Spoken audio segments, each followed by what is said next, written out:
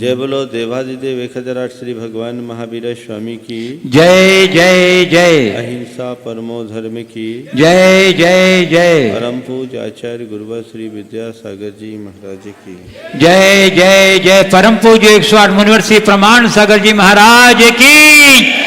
परम पूज्य मुंशी विराट सागर जी महाराज की।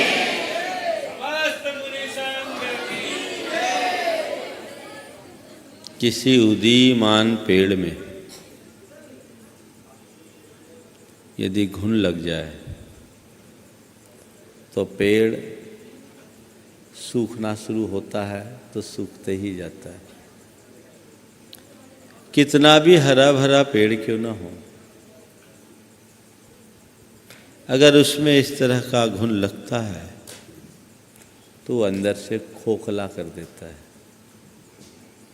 उसकी ग्रोथ वहीं रुक जाती है और उसका जीवन भी जल्दी समाप्त हो जाता है। विगत दिनों से आप सबके मध्य अपने जीवन के ग्रोथ को रोकने वाले कारकों की चर्चा चल रही है और आज उसकी अगली कड़ी है चिंता। कल मैंने आप सबसे ईर्ष्या जैसे विकार की बात की थी, आज चिंता की बात है। चिंता मनुष्य की एक बहुत बड़ी दुर्बलता है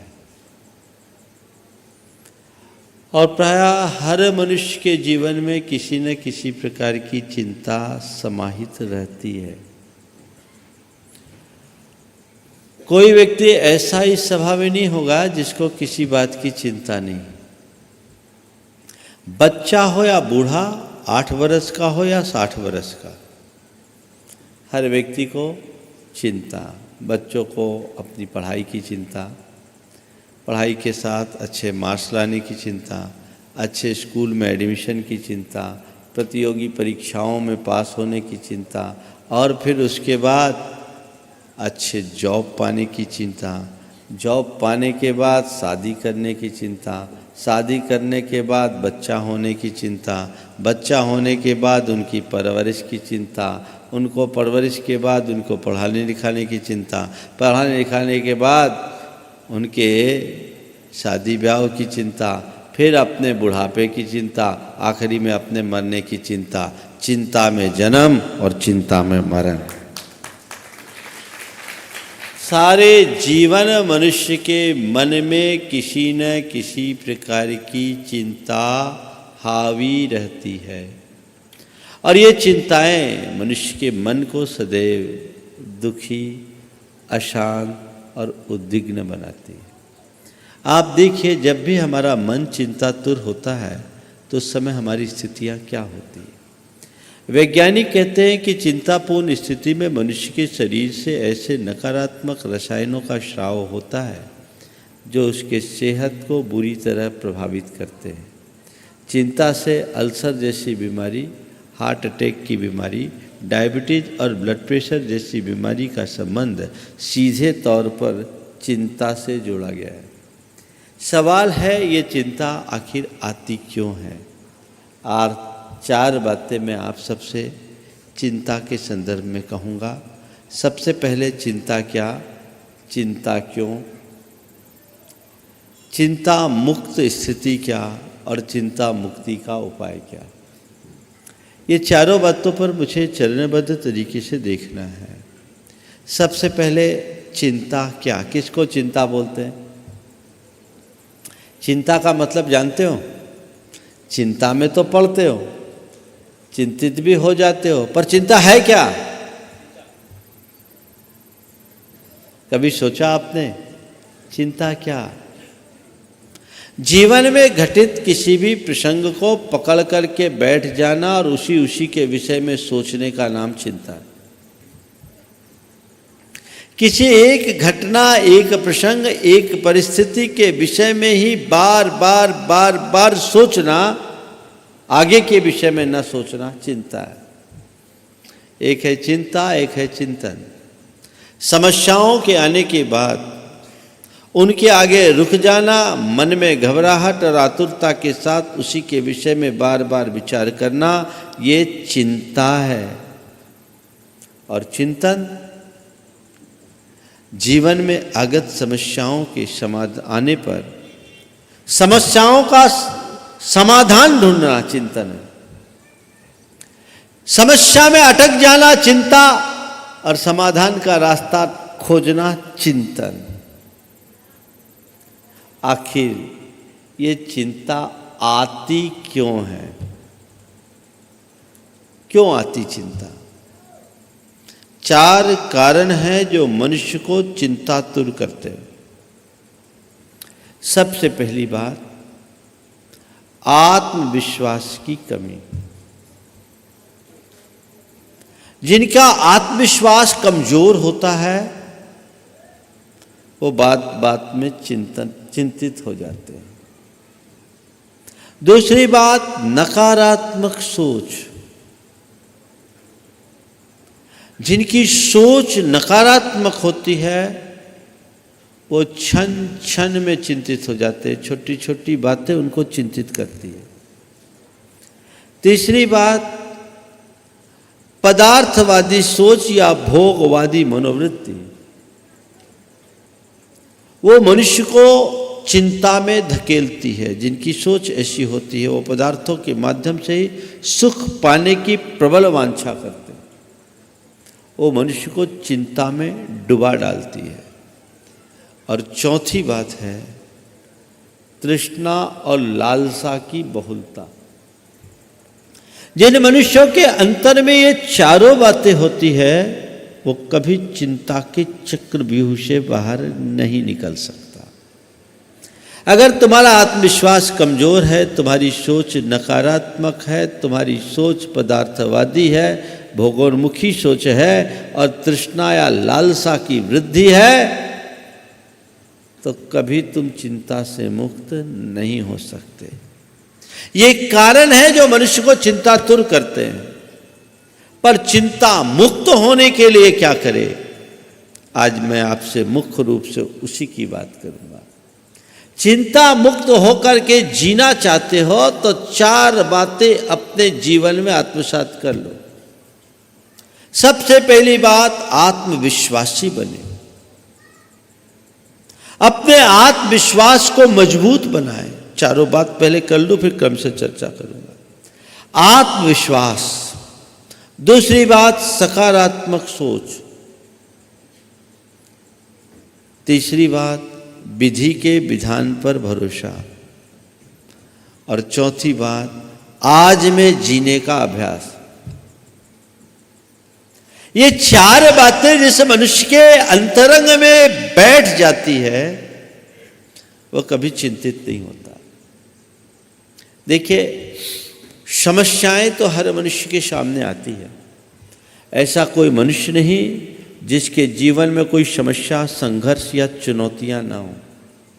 हर मनुष्य के जीवन में किसी न किसी प्रकार की समस्या है, चुनौतियां हैं। अरे भाई, दूर क्यों जाओ, हमारा तो जन्म ही संघर्ष से हुआ है। प्रसव की वेदना को पार करने के बाद हम जन्म लेते हैं।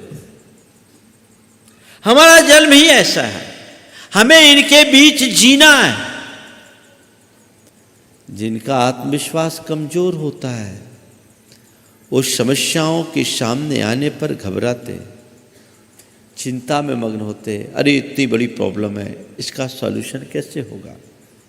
लेकिन जो आत्मविश्वासी होते हैं वो समस्या को नहीं देखते, हमेशा समाधान का रास्ता खोजते हैं।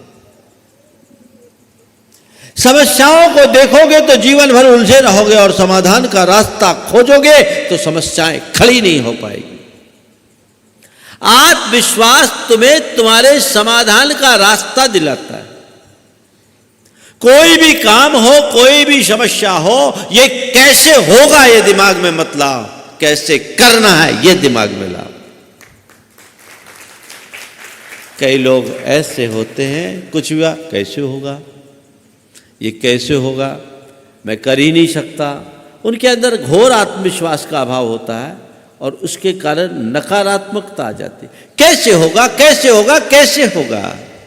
अरे कैसे कैसे होगा, कैसे करना है ये सोचो, मुझे करना है, कैसे करना है, रास्ता ढूंढो, रास्ता मिलेगा। ये तब होगा जब तुम आत्मविश्वास से लवरेज होगे। आत्मविश्वास से लवरेज होगे, सब हो जाएगा। देखो, मैं अपना का अनुभव बताता हूं। मैं रोज आप सबके बीच प्रवचन के लिए बैठता हूं, और प्रवचन के लिए बैठता हूं, अक्सर मेरी कोई प्रारंभिक मानसिकता नहीं होती। आपकी शंका समाधान के कार्यक्रम में बैठता हूं, मेरी कोई पूर्व भूमिका नहीं होती। सामने वाला क्या पूछेगा मुझे कोई पता नहीं, पर जब मैं यहां बैठता हूं तो घोर आत्मविश्वास के साथ बैठता हूं, इस विश्वास के साथ कि मैं जो बोलूंगा वो सही बोलूंगा, और जो बोलना है वही बोलूंगा। मेरे मन का आत्मविश्वास मुझे भीतर से उत्साहित करता है। इसी आत्मविश्वास के कारण मेरे अंदर के उद्गार प्रकट होते हैं, और मैं अपने विषय में सफल हो जाता हूं। अगर आत्मविश्वास न हो तो गड़बड़। मैं अपने जीवन के प्रारंभिक दिनों की बात करता हूं, जब मैं क्षुल्लक था, 1985 की बात। मेरी क्षुल्लक दीक्षा हुए 1 महीने ही हुए थे। 8 नवंबर को दीक्षा हुई, और करीब 25 दिसंबर की बात है, नैनागिरी में संघ था। गुरुदेव ने सामायिक के पूर्व इरियापद प्रतिक्रमण होता, उसके बाद मुझसे बोला, आज प्रवचन करना है, आधा घंटा करना है, और मेरे पहले करना है। गुरुदेव के साथ, गुरुदेव के सामने आधा घंटे का प्रवचन करना है। उस समय ज़्यादा कुछ आता जाता भी नहीं था। गुरुदेव ने कहा, मेरे मन में, मैंने कहा ठीक है, जो आपकी आज्ञा। मेरे साथियों ने कहा, तुम्हें कोई टेंशन नहीं दिख रहा है? तुम्हें कोई टेंशन नहीं दिख रहा? मैं टेंशन किस बात की? मुझे तो खुशी हो रही है कि आज गुरु के सानिध्य में पहली बार प्रवचन करने का मौका मिल रहा है। टेंशन क्यों? कैसे करोगे? बोले कर लूंगा, गुरुदेव के आशीर्वाद से करूंगा। उनने बोला है तो वो ही करवाएंगे। विश्वास, उन्होंने कहा है तो वो ही करवाएंगे। और मैं पूरी तरह निष्फिकर होकर सामायिक किया, दिमाग में कोई चीजें नहीं की गाए, और अपने प्रवचन की शुरुआत एक श्लोक से की। निश्चरंती हृदय वाचा, हृदय में गुरुवस्थिता, ते तत्र संस्कारयन्ति तन्न मेत्र परिश्रम। मेरे जो मैं शब्द बोल रहा हूं मेरे मुख से नहीं निकल रहे, मेरे हृदय से निकल रहे। ये शब्द जो मैं बोल रहा हूं मेरे हृदय से निकल रहे हैं, और मेरे हृदय में मेरे गुरु बैठे हैं, वही मुझे संस्कारित कर रहे हैं। इसलिए इसमें मेरा कोई परिश्रम नहीं। अतः मैं जो बोलूंगा अच्छा भी उनका और चूक भी उनकी, मेरी कुछ नहीं। शुरुआत यहां से का। गुरुदेव बड़े प्रसन्न हुए, और प्रवचन के बाद उन्होंने कहा, इसी आत्मविश्वास से प्रवचन करना। क्या कहा? इसी आत्मविश्वास से प्रवचन करना। ये किसी भी क्षेत्र में सफलता का मूल मंत्र है, आत्मविश्वास। अगर मैं चिंता में पड़ जाता, और गुरुजी ने कह दिया अभी तक कुछ बैकिंग नहीं, कोई प्रवचन करना है, किस टॉपिक पर करूं, क्या करूं, सोच में पड़ जाऊं, विचार में पड़ जाऊं, तो दिक्कत होती है। हालांकि जब मेरे शुरुआती दौर थे तो प्रवचन करते समय प्रवचन की एक ये रहती थी लगन कि हाँ प्रवचन है, तो दिमाग में चिंतन खाली टाइम में भी चलता रहता था। उस प्रवचन के बाद तो मन में एक बात बैठ गई कि गुरुदेव कभी भी प्रवचन कह सकते हैं, इसलिए दिमाग में चलना चाहिए, हमारा प्रोडक्शन जारी रहना चाहिए। तो उसका नतीजा ये रहता था, कभी कभी रात में सपने में भी प्रवचन कर लिया करता था। सपने में प्रवचन हो रहा है। ये हमारे सबकॉन्शियस माइंड का प्रभाव है। खैर, मैं आपसे जो बात कह रहा हूं वो समझने की है। मैं आपसे कहता हूं, जीवन में कोई भी समस्या आए, सबसे पहले यह सोचो कि कुछ नहीं, मैं इसका सॉल्यूशन निकाल लूंगा। मेरे लिए समस्या कोई बड़ी चीज नहीं है। मुझ में आत्मविश्वास होना चाहिए। दूसरी बात, सकारात्मक सोचिए। अगर मेरी सोच सकारात्मक होगी तो मैं कभी चिंतातुर नहीं हो सकता। और जिनकी सोच नकारात्मक होती है वो कभी चिंता मुक्त नहीं हो सकते। देखिए, आप अपनी सोच को पलटिए और देखिए नकारात्मकता से कैसे चिंता आती है और सकारात्मकता से कैसी निश्चिंतता आती है। आपके घर से आपका बेटा, आपके पति, आपके पिता, आपका भाई कोई बाहर गया और उसने कहा रात के 10 बजे तक मैं आ जाऊंगा। गाड़ी से गया है, 10:30 बज गए, नहीं आया। क्या गणित चालू होता है? आपने रिंग किया, घंटी पूरी गई, फोन नहीं उठा। अब क्या सोचोगे? क्यों जेके, क्या सोचोगे? हाँ, अच्छा कि बुरा? उससे क्या होगा? टेंशन आएगा कि नहीं? अरे क्या हुआ, फ़ोन भी रिस्पॉन्स नहीं दे रहा है, फ़ोन रिसीव नहीं कर रहा है, घंटी पूरी जा रही है, कहीं कुछ हो तो नहीं गया? हो गया?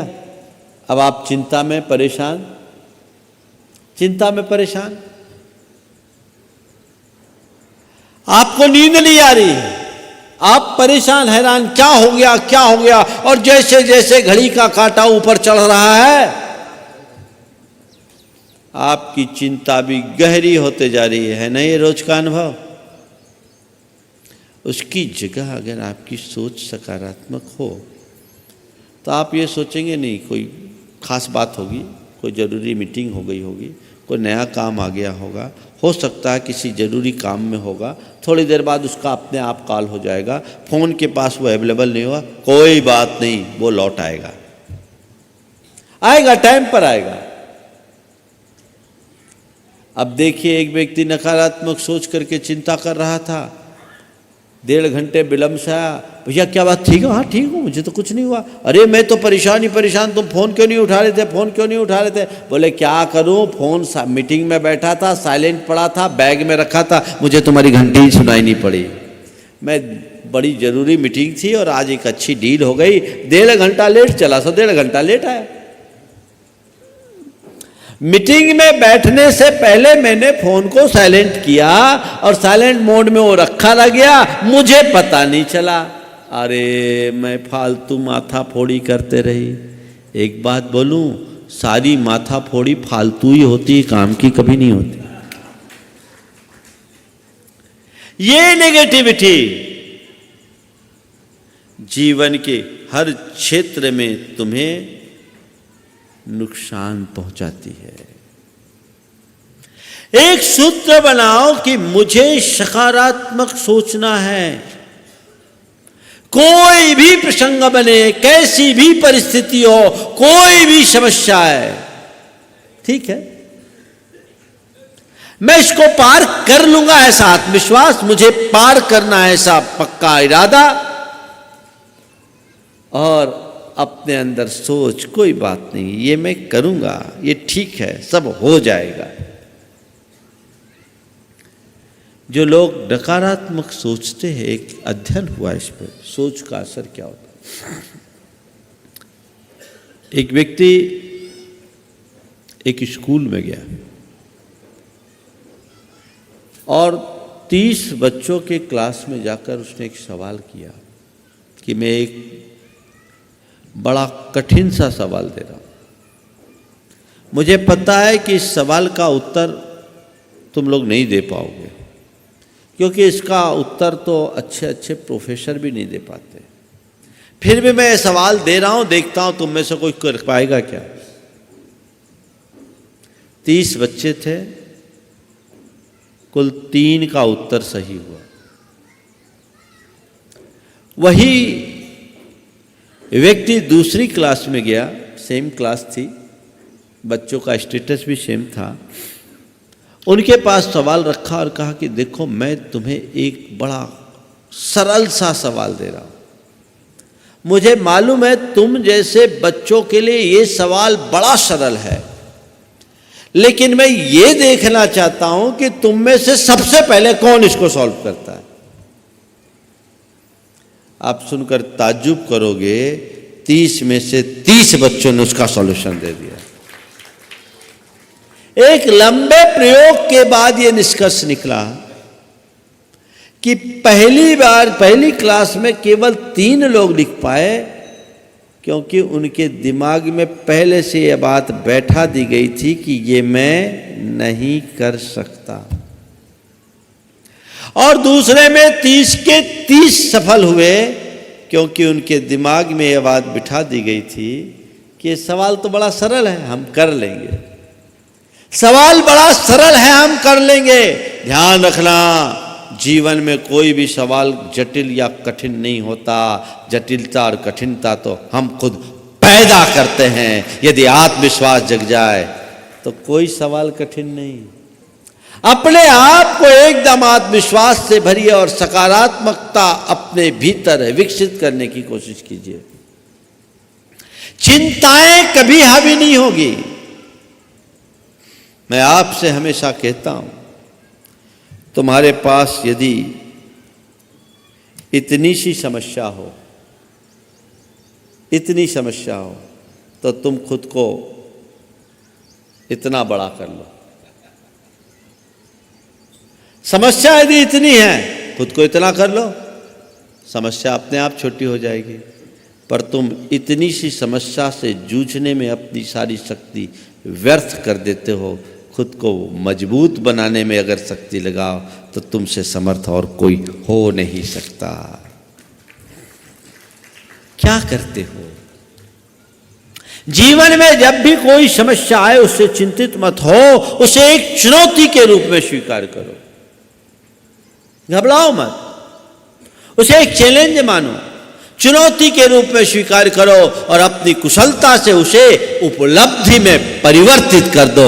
यह जीवन की उपलब्धि है। कितनी बड़ी चुनौती है, ठीक है, निकाल लेंगे, आएगा। महाराज जी आप लोग बोलते हो उस समय तो अच्छा लगता है, लेकिन जब प्रैक्टिकली ऐसी प्रॉब्लम आती है ना तो बड़ी समस्याएं होती है। अरे भाई, मेरे संपर्क में ऐसे अनेक लोग हैं जिनके जीवन में बड़ी बड़ी चुनौतियां आई, समस्या आई, लेकिन वे उसके आगे विचलित नहीं हुए। इस सभा में भी बैठा एक व्यक्ति है जिसके सामने एक बड़ी समस्या आई। मैं खड़ा नहीं करूंगा उसको, लेकिन समझ जाएंगे। एक ऐसी समस्या आई और उसकी सोच ने उसे कैसे बाहर निकाला और उसके जीवन की ग्रोथ कैसे कर दी। किसी बात से लेकर माता पिता अप्रसन्न हो गए और माँ बाप ने कहा कि भाई अब तुम अलग रहो, इस घर में नहीं रह सकते। उस व्यक्ति ने माता पिता से किसी प्रकार की शिकायत या क्षोभ प्रकट किए बिना ब्रीफकेस में 2 जोड़ी कपड़े रखे, पति पत्नी दोनों ने।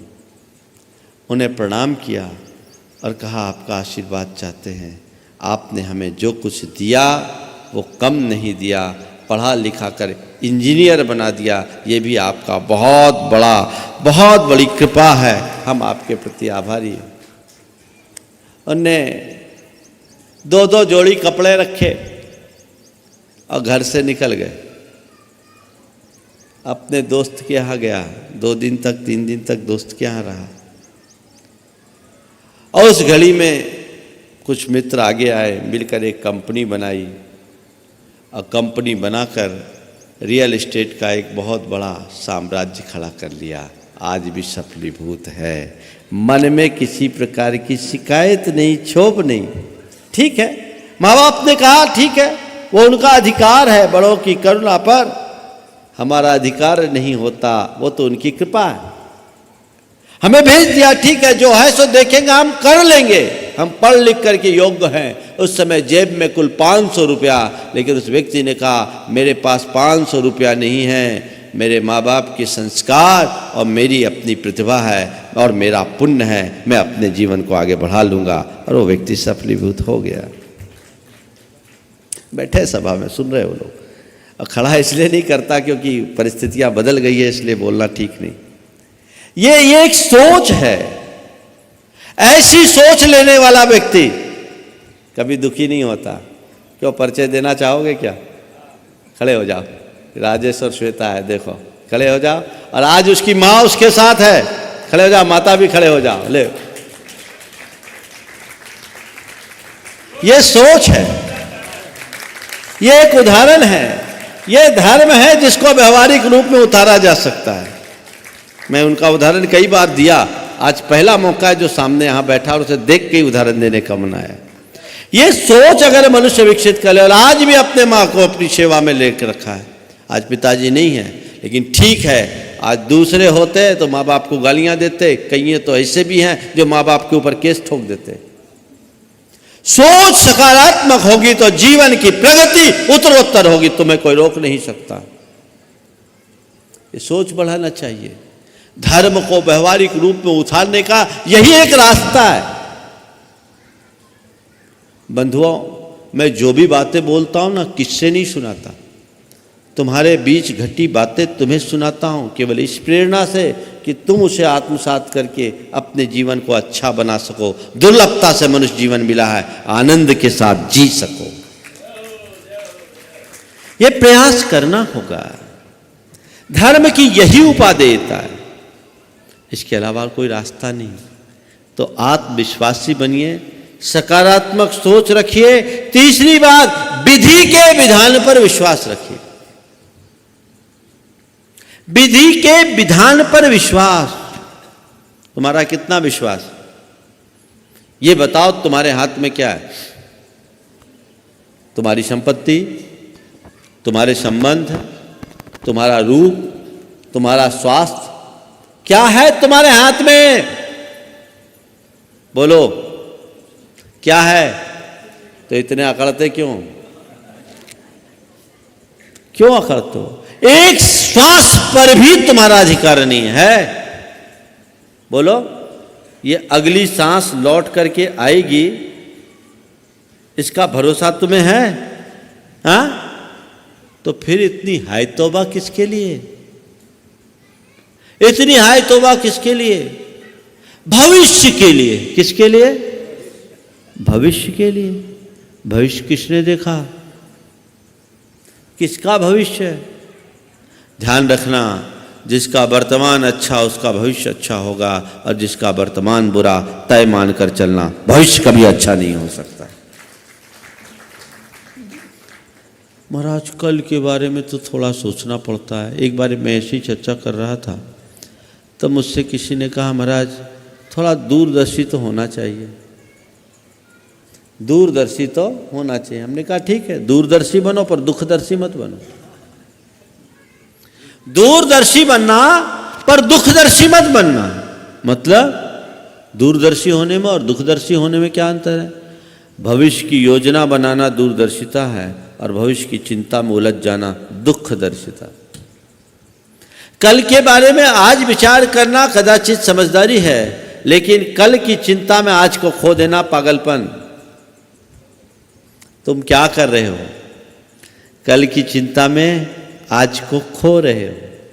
संत कहते हैं आज में जियो, आज में जीने का प्रयास करो। ये चौथा बात बता रहा हूं आपको, और उसके साथ ये विधि के विधान पर विश्वास करोगे, सब बातें अपने आप हो जाएगी। सब बातें अपने आप हो जाएगी, चिंता करने की कोई बात ही नहीं। एक व्यक्ति का बड़ा कारोबार था, एक पार्टनर ने धोखा दे दिया। पार्टनर ने धोखा दे दिया, उस पर अंधा विश्वास था, लेकिन बड़ा नुकसान दिखा करके पार्टनर ने धोखा दिया, इसे कंपनी से अलग होना पड़ा। ऐसी कंपनी, बड़ी फैक्ट्री थी, बड़ा कारोबार था, जिसको उसने अपने परिश्रम से सींच करके खड़ा किया था। लेकिन एकाएक जब बाहर आना पड़ा तो समझ लीजिए उसके ऊपर एक बड़ा वज्राघात हुआ। लेकिन वो व्यक्ति रंच मात्र विचलित नहीं हुआ। पति पत्नी दोनों धर्मनिष्ठ थे, विधि के विधान पर विश्वास करते थे। उन्होंने एक ही बात कहा, ठीक है, कर्म ने ये खेल खिलाया है, हम इसको खेलने के लिए तैयार है। आज पाप का उदय है, उसकी बुद्धि खराब हुई, कल पुण्य का उदय होगा, संयोग मेरे अनुकूल होंगे, अपने आप सब ठीक होगा। अच्छा हो तो ठीक, बुरा हो तो ठीक, जब वक्त टलेगा सब संभल जाएगा। और इस मनोभाव के साथ उसने धीरज रखा। ठीक है, उसने धोखा दिया, उसने नित्य देव पूजन और जिन वंदना का नियम लिया, नियम तो पहले ही से था, और उसमें ध्यान करना शुरू कर दिया कि अशुभ कर्म का उदय आया है, ये धीरे धीरे टलेगा तो सब ठीक होगा। उस व्यक्ति के व्यक्तित्व से सभी प्रभावित थे। मार्केट में ये चर्चा आई कि इस व्यक्ति के साथ बड़ा धोखा हुआ है, तो कई मित्रों ने उसे सहारा के लिए बुलाया, बोले आ जाओ और हम तुम्हारी हुनर को जानते हैं। उसकी गुडविल और रेपुटेशन बहुत अच्छी थी। दूसरे व्यक्ति ने, एक ने उसको हटाया, दूसरे ने बिना इन्वेस्टमेंट के अपना एक वर्किंग पार्टनर बना लिया और वहाँ उसने अपनी पूरी शक्ति लगा दी। आज पहले से कई गुनी अच्छी स्थिति में खड़ा है।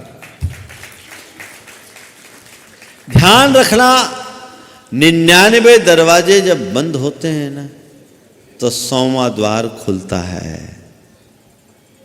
99 दरवाजे बंद होने पर 100वां द्वार खुलता है। तुम्हारा ध्यान बंद दरवाजों पर नहीं, खुले द्वार पर होना चाहिए, जिससे बाहर निकल सको। विधि के विधान पर विश्वास रखो। कर्म अपना खेल खिलाता, अच्छा है तो कर्म का परिणाम, बुरा है तो कर्म का परिणाम। आज अगर दुख आया है तो कर्मोदय से आया है, लेकिन आज नहीं कल पलटेगा। उसकी चिंता करने से क्या होगा? ठीक है, और ये भी दुख भी मेरा नहीं है, सुख भी मेरा नहीं है। मेरा तो मैं हूँ, बाहर का एक परमाणु भी मेरा नहीं है। सारा संसार उलट पलट हो जाए तो भी मेरे एक प्रदेश इधर से उधर नहीं हो सकता। ऐसा पक्का श्रद्धांजलि जिस मनुष्य के अंदर होता है, वो कभी चिंतातुर नहीं होता। अंजना के ऊपर कितनी बड़ी विपत्ति आई थी, क्या अंजना चिंतित हुई? अंजना विचलित हुई? पति के घर से निकाल दी गई, पिता का दरवाजा भी बंद हो गया, गर्भवती है, अब क्या हो सकता है? ठीक है, कर्म तू खेल खिलाना चाहता है, जहाँ तू ले चलना चाहता है चल, मैं चलती हूँ, देखती हूँ क्या होगा, जो होना होगा सो होगा। उसने सहज भाव से उसे स्वीकार कर लिया। क्या हुआ? देखो कर्मों का खेल कैसा होता है।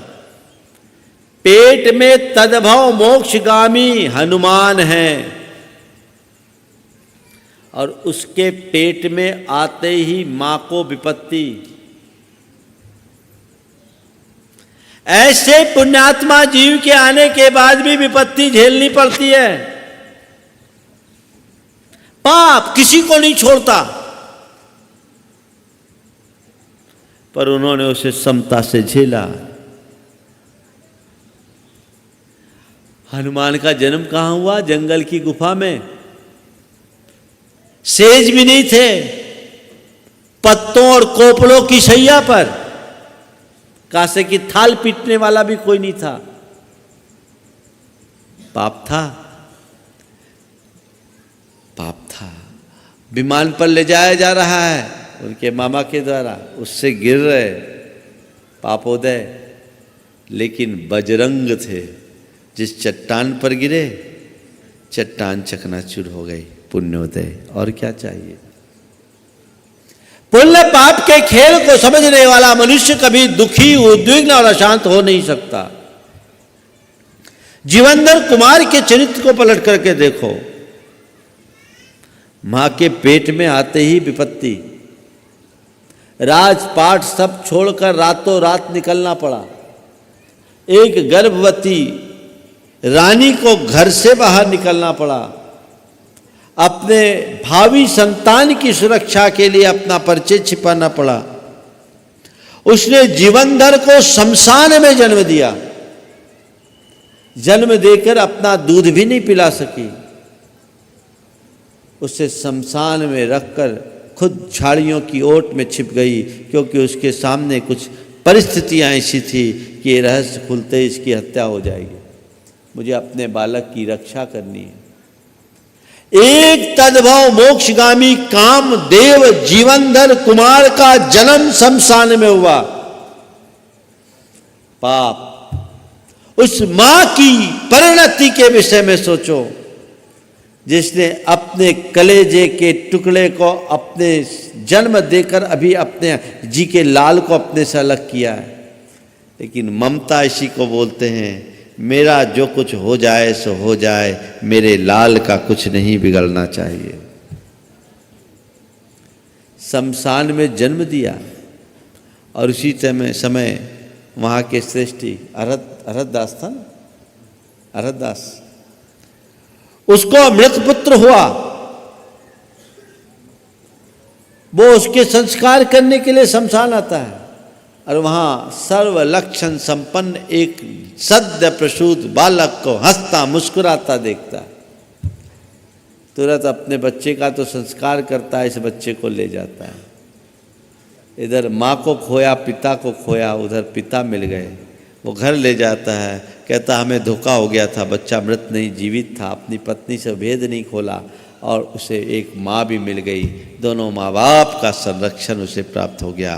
पाप था तो राजमहल खोकर शमशान में जन्म लिया, पुण्य आया तो फिर से माँ बाप मिल गए, उनका लालन पालन हुआ और युवा होते ही वापस अपना राजपाट पा गया।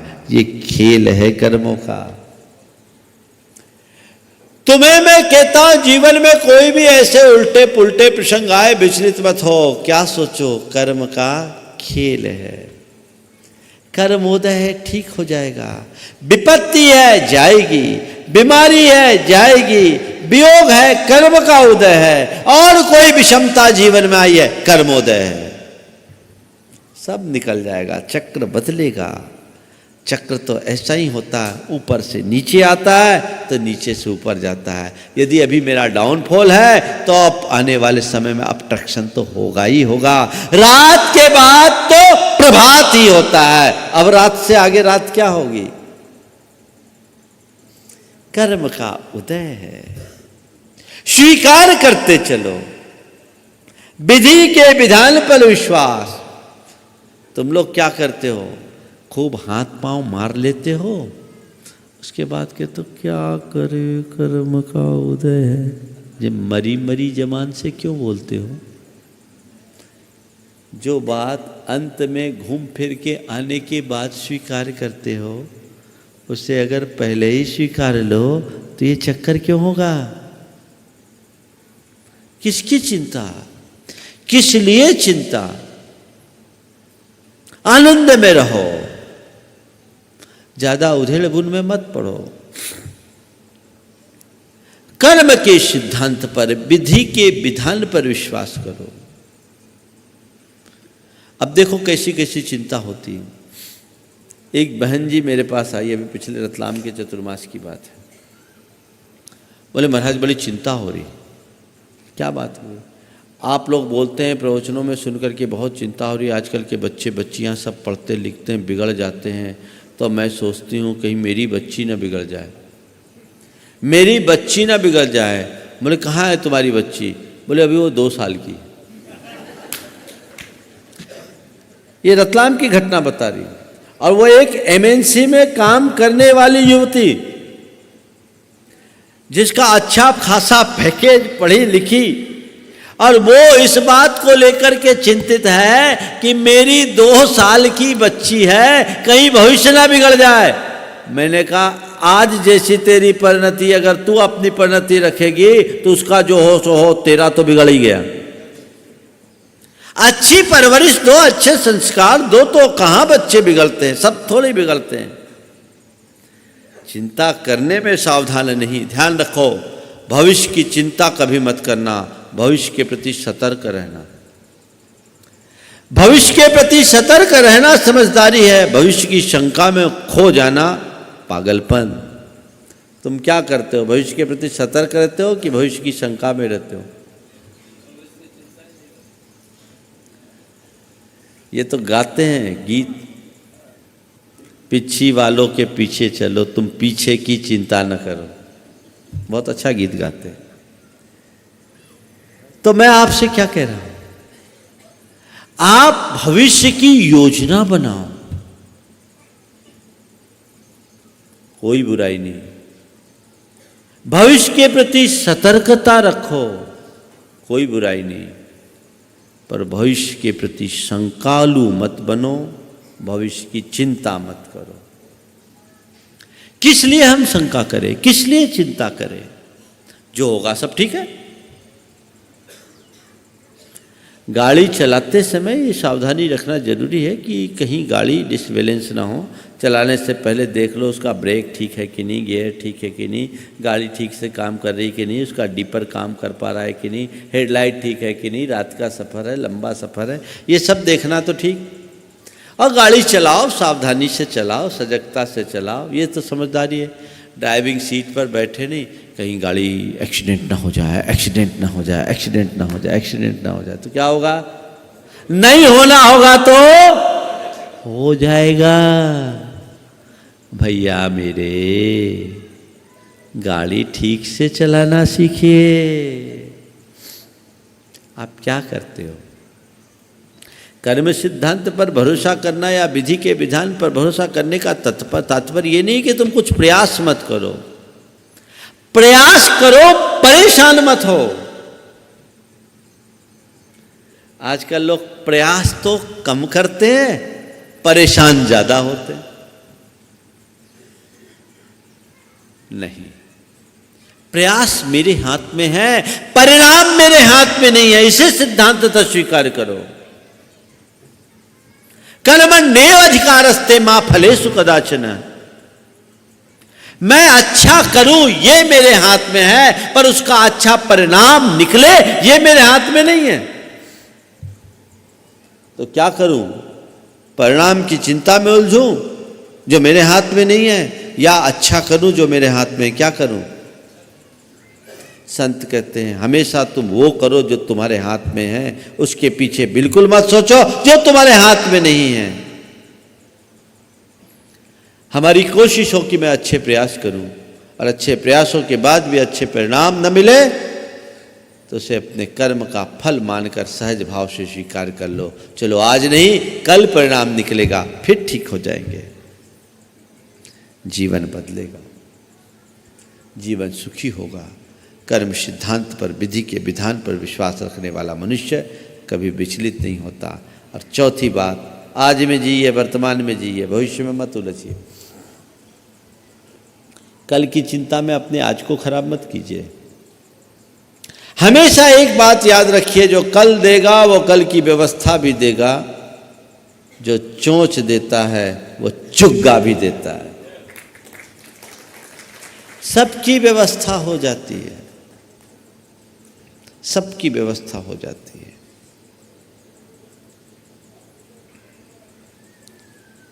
एक व्यक्ति था जिसे अपने कर्तृत्व पर बड़ा अहंकार था।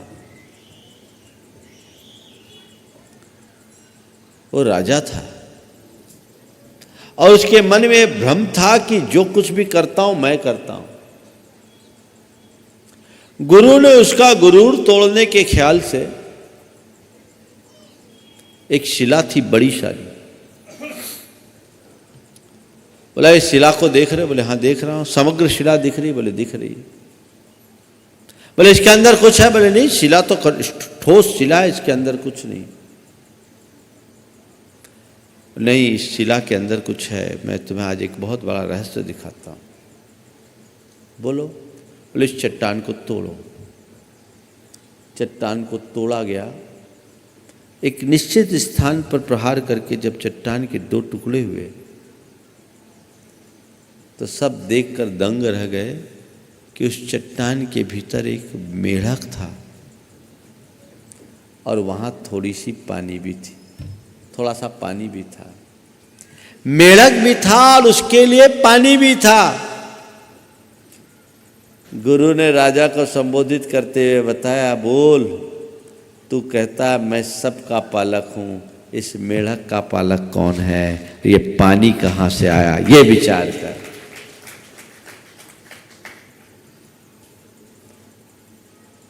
चींटी को कन और हाथी को मन कहीं न कहीं से मिल ही जाता है। तुम कुछ नहीं करने वाले। अपना भ्रम हटाओ। यह अज्ञानता है जो तुम्हें दुखी करती है। व्यर्थ में अपने आप को परेशान करते हो। आज है तो ठीक, कल भी अच्छा हो जाएगा, कल आएगा, कल भी अच्छा होगा। कल की चिंता मुझे नहीं करनी, आज की चिंता मुझे करनी है। ये सोच अपने अंदर अगर विकसित कर लो तो जीवन में कभी दुखी नहीं होगे। चिंता से मुक्ति के लिए 2 सूत्र आपको देना चाहता हूं।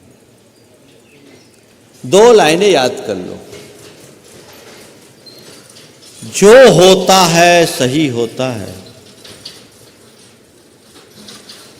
जो होना होता है वही होता है। ये 2 लाइन तुम्हारे चित्त के समाधान के लिए एक बहुत बड़ी कुंजी है। क्या दोहराना है? बोलो। जो होता है और जो होना होता है। एक बार दोहराओ, थोड़ा जोर से।